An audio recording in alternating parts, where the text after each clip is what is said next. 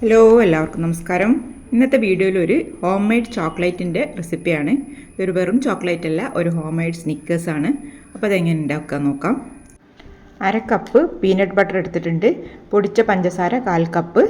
പിന്നെ വറുത്ത് തൊലിയെല്ലാം മാറ്റിയ കടലയാണ്, നിലക്കടല 1 കപ്പ് എടുത്തിട്ടുണ്ട്. നിലക്കടല ഒന്ന് തരിതരിപ്പായിട്ട് പൊടിച്ചെടുക്കണം, ഫൈൻ പൗഡർ ആക്കരുത്. ഈ ഒരു രീതിയിൽ പൊടിച്ചെടുത്തതിന് ശേഷം ഒരു ബൗളിലേക്ക് മാറ്റി കൊടുക്കാം. അതിലേക്ക് എടുത്തു വെച്ചിട്ടുള്ള പീനട്ട് ബട്ടറും ചേർത്ത് കൊടുക്കാം. പീനട്ട് ബട്ടർ നല്ല മധുരമുള്ളതാണെങ്കിൽ പഞ്ചസാര ചേർക്കേണ്ട ആവശ്യമില്ല, മധുരമില്ലാത്തതാണെങ്കിൽ മാത്രം പഞ്ചസാര ചേർത്താൽ മതി. പിന്നെ 2 ടേബിൾ സ്പൂൺ ഹണി ചേർക്കണം.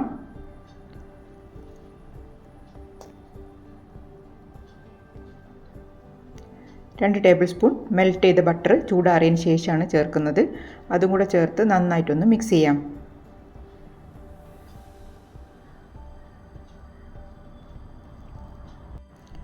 നന്നായിട്ട് മിക്സ് ചെയ്തതിന് ശേഷം നമുക്കിതൊരു ട്രേയിലേക്ക് മാറ്റി കൊടുക്കാം. ഒരു ബട്ടർ പേപ്പർ ഇട്ടതിന് ശേഷം ഒരു ട്രേ റെഡിയാക്കി വെക്കുക. അതിലേക്ക് നമുക്ക് ഇട്ട് കൊടുക്കാം.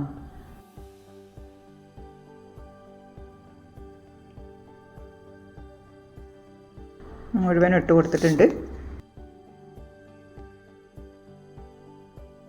ഈ ട്രേ ചെറുതായതുകൊണ്ട് കുറച്ചൊരു ബുദ്ധിമുട്ടുണ്ട് മിക്സ് ചെയ്യാൻ. അതുകൊണ്ട് തന്നെ ഞാൻ ട്രേ മാറ്റാൻ വേണ്ടി വിചാരിക്കുകയാണ്. ഒരു ഗ്ലാസ് ട്രേ എടുത്ത് വെച്ചിട്ടുണ്ട്, അതിലേക്ക് മാറ്റി കൊടുക്കാം.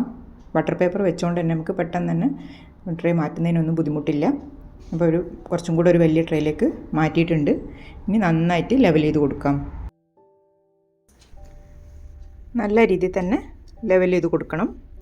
ഒരു സ്പൂൺ വെച്ചിട്ട് ഈ ഒരു രീതിയിൽ ചെയ്താൽ നല്ല നീറ്റായിട്ട് നമുക്ക് ലെവൽ ചെയ്യാൻ കഴിയും.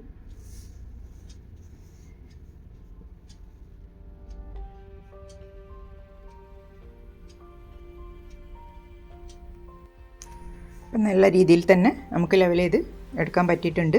ഇനി അതിൻ്റെ മേലേക്ക് കുറച്ചും കൂടെ വറുത്ത കടല, ഒരു 1/4 കപ്പും കൂടെ വറുത്ത് തൊലിയൊക്കെ കളഞ്ഞെടുത്ത കടല ഇട്ട് കൊടുക്കാം. നന്നായിട്ട് ഇങ്ങനെ കടിക്കാൻ വേണ്ടിയിട്ടാണ്. നമ്മൾ സ്നിക്കേഴ്സൊക്കെ കഴിക്കുമ്പം നല്ല കടലിൻ്റെ ടേസ്റ്റും കടിക്കാനൊക്കെ കിട്ടില്ല, അതേപോലെ ഉണ്ടാവാൻ വേണ്ടിയിട്ടാണ്. ഇതിനി മാറ്റി വെക്കാം. നെക്സ്റ്റ് സ്റ്റെപ്പ് ഒരു കാരമൽ സോസ് ഉണ്ടാക്കലാണ്. അതിന് വേണ്ടിയിട്ട് പൊടിക്കാത്ത 1 കപ്പ് പഞ്ചസാര ഒരു പാനിലേക്ക് ഇട്ട് കൊടുത്തിട്ടുണ്ട്. നന്നായിട്ടൊന്ന് ലെവൽ ചെയ്ത് കൊടുക്കാം. അതിനുശേഷം സ്ലോ ഫ്ലെയിമിൽ വെച്ച് നന്നായിട്ടൊന്ന് ഉരുക്കിയെടുക്കണം.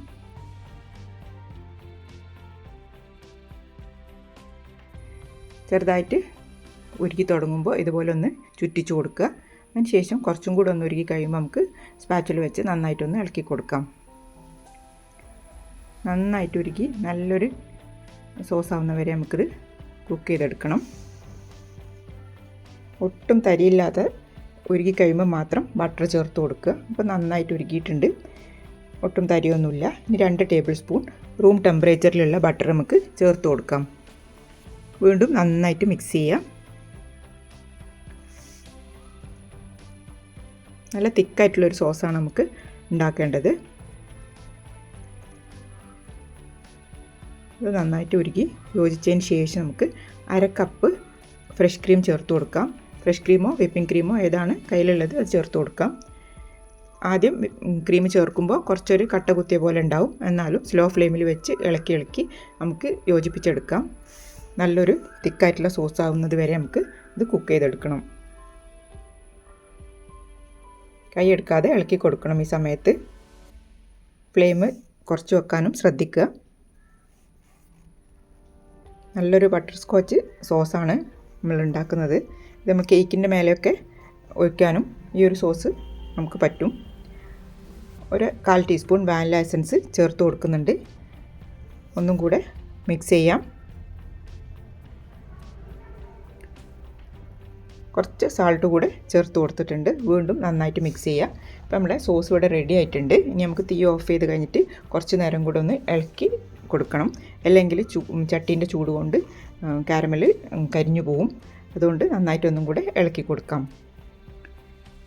ഇപ്പോൾ കുറച്ച് സമയമായി, നല്ല ചൂടൊക്കെ മാറിയിട്ടുണ്ട്. നല്ല ചൂട് മാറിക്കഴിയുമ്പോൾ നമുക്ക് നമ്മൾ നേരത്തെ ഉണ്ടാക്കി വെച്ചിട്ടുള്ള പീനട്ട് ബാറിൻ്റെ മേലെ ഒഴിച്ചു കൊടുക്കാം. ഒന്ന് ലെവൽ ചെയ്ത് കൊടുക്കുക. ഇത് ചൂടാറാനായിട്ട് മാറ്റി വെക്കണം. ടൈറ്റുള്ള മൂടി വെച്ച് അടച്ചു വെക്കരുത്. ഒരു കൊട്ട വെച്ചിട്ടോ എയർ പുറത്തേക്ക് പോകുന്ന രീതിയിൽ കവർ ചെയ്ത് വെക്കുക. അപ്പോൾ കവർ ചെയ്ത് വെച്ചിട്ടുണ്ട്.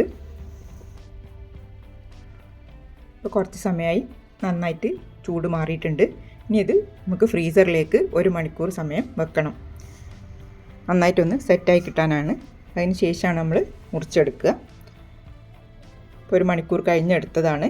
ഞാൻ അതിൻ്റെ സൈഡ്സൊക്കെ ഒന്ന് കട്ട് ചെയ്ത് ലെവൽ ചെയ്തിട്ട് നമുക്ക് ഓരോരോ ബാറുകളായിട്ട് മുറിച്ചെടുക്കാം. എത്ര സൈസിലാണോ വേണ്ടത് അതൊക്കെ ഓരോരുത്തരെ ഇഷ്ടം പോലെ ചെയ്യാം. സൈഡിൽ നിന്നൊക്കെ കട്ട് ചെയ്യുന്നത് കളയണ്ട. അത് നമുക്ക് ലാസ്റ്റ് ബാക്കി വരുന്ന ചോക്ലേറ്റിൽ കോട്ട് ചെയ്തിട്ടെടുക്കാം.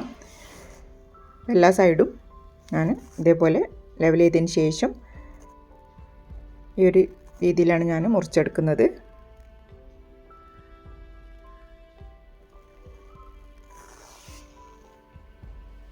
നടുക്കൂടെയും കൂടെ കട്ട് ചെയ്തെടുക്കാം. കുറച്ച് വലുതും കുറച്ച് ചെറുതുമായിട്ടൊക്കെയാണ് ഞാൻ ഉണ്ടാക്കിയെടുത്തിട്ടുള്ളത്.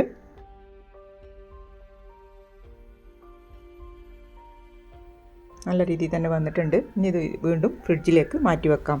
നമുക്ക് ചോക്ലേറ്റ് ഒന്ന് ഉരുക്കിയെടുക്കണം. അതിനുവേണ്ടി 2 കപ്പ് ചോക്ലേറ്റ് എടുത്തിട്ടുണ്ട്. ആദ്യം 1 കപ്പ് ഉരുക്കിയെടുക്കുക.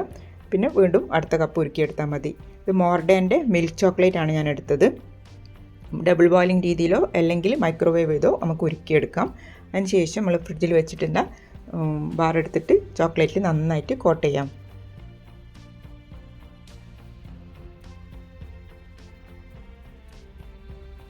അതിന് ശേഷം വീണ്ടും ഒരു ബട്ടർ പേപ്പറിലേക്ക് തന്നെ മാറ്റാം. ബട്ടർ പേപ്പർ വെച്ചാൽ നമുക്ക് ഡീമോൾഡ് ചെയ്തെടുക്കാം. വീണ്ടും ഫ്രിഡ്ജ് വെച്ചെടുക്കുമ്പോൾ എളുപ്പമായിരിക്കും.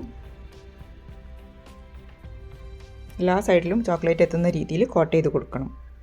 ഇപ്പോൾ എല്ലാം ഞാൻ കോട്ട് ചെയ്തെടുത്തിട്ടുണ്ട്. ഇനി ഇത് ഫ്രിഡ്ജിലേക്ക് മാറ്റാം. 5 എണ്ണം നീളത്തിലാണ് എടുത്തത്. ബാക്കി ചെറിയ ചെറിയ കഷ്ണങ്ങളാക്കിയിട്ടാണ് ചോക്ലേറ്റ് ഉണ്ടാക്കിയെടുത്തത്. ചെറിയ ചെറിയ ബൈറ്റ്സ് ആക്കിയിട്ട് നമുക്ക് ഫുഡൊക്കെ കഴിച്ച് കഴിഞ്ഞിട്ട് ഒരു മധുരം തിന്നണമെങ്കിലൊക്കെ ഈ ഒരു രീതിയിൽ ഉണ്ടാക്കി കഴിഞ്ഞാൽ നമുക്ക് ഒരു പീസ് എടുത്ത് കഴിക്കാൻ പറ്റും.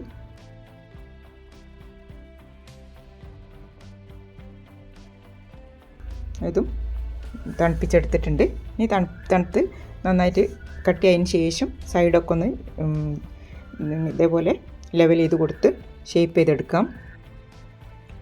മുഴുവനും ഈ രീതിയിൽ ചെയ്തെടുക്കാം.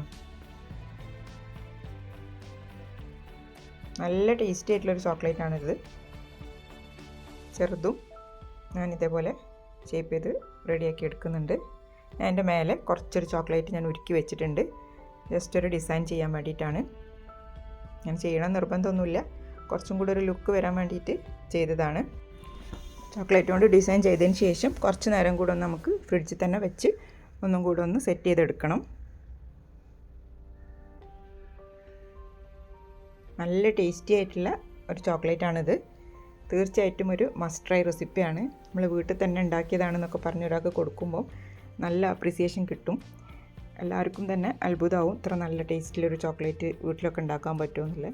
അതുകൊണ്ട് തീർച്ചയായിട്ടും എല്ലാവരും ട്രൈ ചെയ്ത് നോക്കണം. ഞാനെല്ലാം ഒന്ന് പ്ലേറ്റിലേക്ക് അറേഞ്ച് ചെയ്ത് വെക്കുന്നുണ്ട്.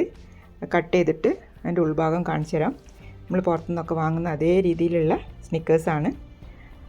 അപ്പോൾ സ്പെഷ്യൽ ഒക്കേഷൻസൊക്കെ എല്ലാവരും ഉണ്ടാക്കി നോക്കുക. ട്രൈ ചെയ്തിട്ട് ഇഷ്ടപ്പെട്ട സപ്പോർട്ട് ചെയ്യുക. Thanks for watching.